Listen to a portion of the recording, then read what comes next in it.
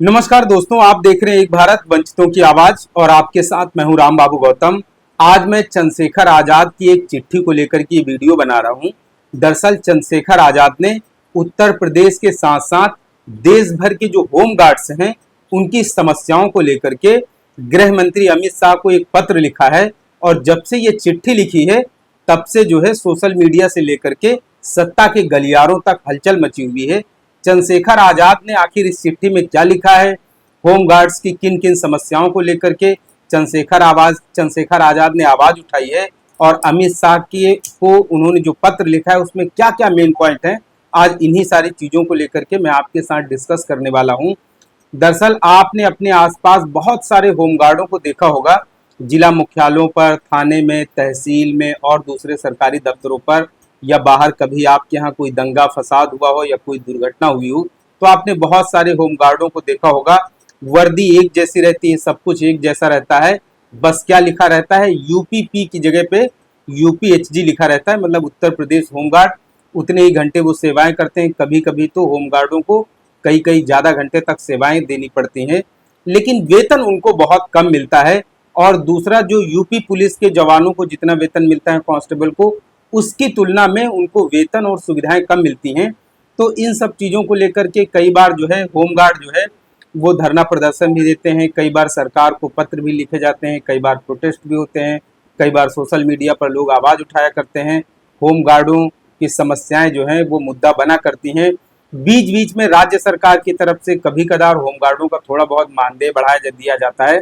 ऐसा इसलिए किया जाता है ताकि बीच बीच में एक तो महंगाई बढ़ती रहती है तो उसको लेकर के थोड़ा बहुत उनका जो है महंगाई भत्ता बढ़ा दिया जाता है, या बीच बीच में होमगार्डों के अंदर आक्रोश ना पनपने पाए, होमगार्ड शांति से काम करते रहें, इसलिए बीच बीच में थोड़ा बहुत उनका वेतन बढ़ा दिया जाता है। कभी 30 रुपए, कभी 60 रुपए, कभी 50 रुपए, इस तरीके से वेतन बढ़ता रहता है। अच्छा, होमगार्ड का जो काम होता है वो समाज में शांति स्थापित करना होता है, तो इसलिए समाज में अशांति ना फैलने पाए, जिनका खुद का काम शांति स्थापित करना है तो उनको वेतन भी कम मिले और दूसरे कर्मचारियों की तरीके सुविधाएं न मिले, तो इसलिए शांति से बेचारे काम करते रहें, इसलिए बीच बीच में सरकार जो है वो थोड़ा बहुत उनका वेतन बढ़ाती रहती है। तो ये हर सरकार में होता रहता है, ऐसा नहीं है कि केवल इसी सरकार में उत्पीड़न हो रहा है होमगार्डों का। इसके पहले की सरकारों में भी होमगार्डों की समस्या का जो है वो स्थायी समाधान कभी नहीं निकाला गया। उनकी सेवाएं जो होती हैं वो पुलिस कर्मियों के बराबर होती हैं, लेकिन उनके वेतन को कभी जो है वो बराबर नहीं किया गया। दूसरी ओर जो राज्य कर्मचारियों को सुविधाएं मिलती हैं उन सुविधाओं की तुलना में होमगार्डों को काफी कम सुविधाएं मिलती हैं। तो बहुत सारी ऐसी चीजें हैं जिनको लेकर के चंद्रशेखर आजाद ने जो है गृह मंत्री अमित शाह को पत्र लिखा है। इस पत्र में क्या कुछ उन्होंने मुद्दे उठाए हैं, क्या कुछ उन्होंने बातें की हैं, मैं आज आपको विस्तार से बताने वाला हूं। लेकिन फिलहाल पहली बार किसी ने होमगार्डों की जो समस्याएं हैं, उनकी जो पीड़ा है, उनका जो दर्द है, वो पहली बार किसी ने एक बड़े प्लेटफॉर्म पे उठाने की कोशिश की है। तो इसके लिए चंद्रशेखर आजाद को होमगार्डों की तरफ से बहुत बड़ी सहानुभूति, सिंपैथी भी मिल रही है। होमगार्ड इसको लेकर के बहुत तारीफ भी कर रहे हैं। चंद्रशेखर आजाद ने जो मुद्दा उठाया है, जो समस्याएं उठाई हैं, उसको लेकर के होमगार्डों में काफी ज्यादा खुशी की लहर है। अब गृह मंत्री को सोचना है कि वो इस चिट्ठी पर, चंद्रशेखर आजाद की चिट्ठी पर क्या वो जवाब देते हैं, क्या प्रतिक्रिया उनकी रहती है। फिलहाल चंद्रशेखर आजाद ने जो चिट्ठी लिखी है वो मैं आपको चिट्ठी पढ़ करके सुनाता हूं कि आखिर उस चिट्ठी में उन्होंने लिखा क्या है। उसमें लिखा है कि महोदय, देश में गृह रक्षक मतलब होमगार्ड की सेवाएं स्वतंत्रता पूर्व से ली जा रही हैं। 1962 के भारत चीन युद्ध के समय होमगार्ड गृह रक्षक वाहिनी अस्तित्व में आई थी, मतलब 1962 में होमगार्ड की स्थापना की गई थी। और स्वयं सेवक एक्ट का दर्जा होने के कारण लगभग 7 लाख होमगार्डों के जवानों का भविष्य जो है अधर में है। पूरे देश में करीब 7 लाख के आसपास जो है ये होमगार्ड काम कर रहे हैं। अभी मैं आपको बताऊंगा कि उत्तर प्रदेश में कितने जो है रजिस्टर्ड होमगार्ड हैं। तो इसके अलावा उन्होंने लिखा है कि होमगार्ड जो 7 लाख होमगार्ड के जवानों का भविष्य अधर में है। जवानों को पेंशन, ग्रेचुटी, स्वास्थ्य, इंश्योरेंस जैसी सुविधाएं अभी तक नहीं मिल पाई हैं। देश की सुरक्षा में गृह रक्षक पुलिस के साथ कंधे से कंधा मिलाकर चलते हैं। होमगार्डों ने हर परिस्थिति में मोर्चा संभाला है, लेकिन होमगार्ड जवानों को हमेशा उपेक्षा का शिकार होना पड़ा। देश की सुरक्षा में होमगार्डों के योगदान व महत्व और उनके निजी हितों को ध्यान में रखते हुए गृह रक्षा वाहिनी होमगार्ड एक्ट में संशोधन कर स्वयंसेवी शब्द हटाकर राज्य और केंद्रीय कर्मचारी का दर्जा देने की मांग करता हूं। आपसे अग्रतर कार्यवाही की आशा करता हूं। धन्यवाद। आपका भवदी चंद्रशेखर आजाद। तो चंद्रशेखर आजाद ने ये देश के गृह मंत्री अमित शाह को चिट्ठी लिखी है और देश के होमगार्ड जवानों का उन्होंने दर्द बयां किया है कि उनको भी राज्य कर्मचारी, केंद्रीय कर्मचारी का दर्जा मिले। जिस तरीके से वो पुलिस कर्मियों की तरह बराबर ड्यूटी करते हैं, उतने ही घंटे काम करते हैं, उस तरीके से उनके लिए भी जो है दूसरी सरकारी सुविधाएं मुहैया कराई जाएं।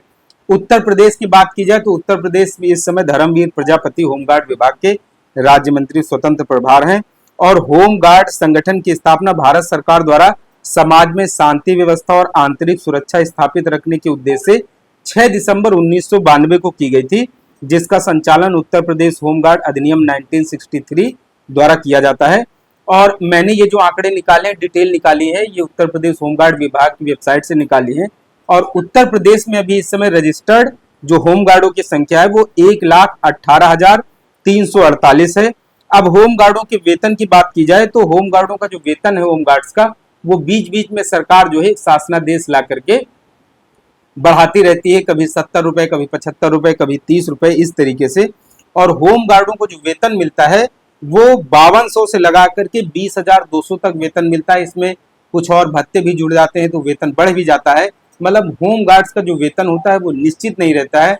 दूसरा यह है कि उनकी जो सेवाएं होती हैं और वो जितने दिन सेवा देते हैं, महीने में जितने दिन काम करते हैं, उनको उसी हिसाब से जो है वेतन दिया जाता है। बहुत सारी ऐसी समस्याएं हैं जो होमगार्डों को उनसे जूझना पड़ता है। होमगार्डों को बहुत सारी उनका जो काम करने का है, कई बार ज़्यादा घंटे तक उनको काम करना पड़ता है।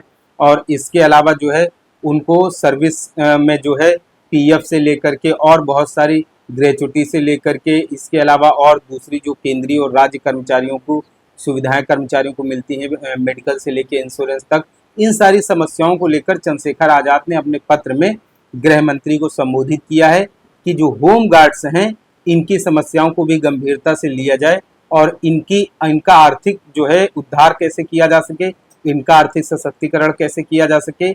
ये कई सालों तक जो है होमगार्ड विभाग में सेवाएं देते हैं, लेकिन इनको पुलिस कर्मियों की तरीके से सुविधाएं नहीं मिल पाती हैं और भी बहुत सारी समस्याओं से इनको जूझना पड़ता है।